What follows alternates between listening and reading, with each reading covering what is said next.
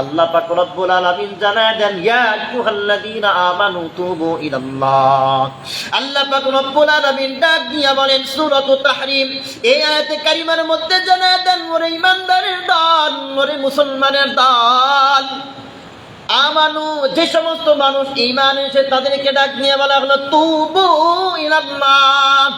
আল্লাহ পাক রব্বুল আলামিন বলেন তুবু ইলাল্লাহ, আমি আল্লাহ পাক রব্বুল আলামিনের নিকট তওবা করো। কার নিকট? জোরে বলেন, কার নিকট? আল্লাহ পাক রব্বুল আলামিন বলেন গুনাহ করেছো তাতে কোনো সমস্যা নেই, একবার শুধু মাথা নত করতে দেরি, আমি আল্লাহ পাক রব্বুল আলামিন তোমাদের গুনাহ মাফ করতে দেরি নেই।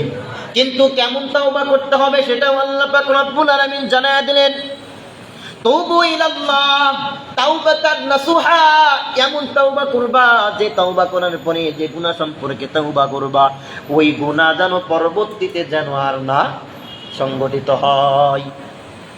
আল্লাহ পাক রব্বুল আলামিন সঙ্গে সঙ্গে জানায়া দেন, আসা রাব্বুকুম আইয়ুকাফফিরা আনকুম সাইয়্যাতিকুম ওয়া ইউদখিলাকুম জান্নাতিন তাজরি মিন তাহতিহাল আনহার।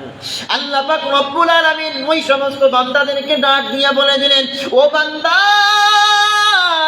আমি আল্লাহ পাক রব্বুল আলামিন জানায়া দিলাম তুমি যদি তওবা করো রে মুসলমান, আশা করা যায় আমি আল্লাহ পাক রব্বুল আলামিন তোমাদের জীবনের সমস্ত গুনাহগুলো maaf করে দিব।